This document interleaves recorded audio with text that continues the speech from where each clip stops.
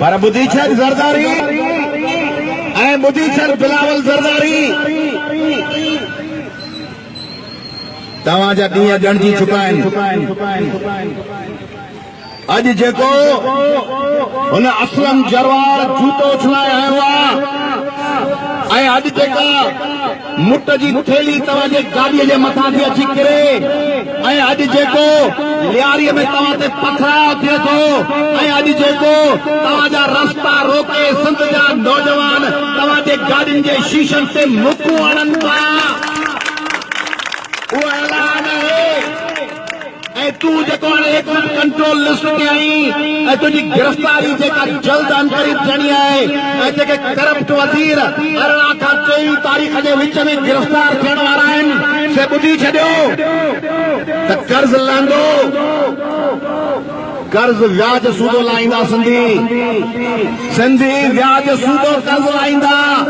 तव्हांजे हयल डंडनि जो, तव्हांजे कयल बेस्तनि जो, तव्हांजे पत ते घेलियल भेनरुनि जो, तव्हांजो असांजे ज़मीनुनि ते कयल, असांजे ॿेलनि ते कयल, असांजे इरिगेशन खाते जे कयल ज़मीनुनि ते कब्ज़नि जो, उन्हनि इलीगल मोकनि ऐं वाटर कोर्सनि जो जेके वाहे तव्हां असांजे पुछड़नि खे सुकायो, उन कमांड जे अघ जो जेको 250 रुपया हूंदो हुअणु खपे हा उहो तव्हां 130 रुपया कयो।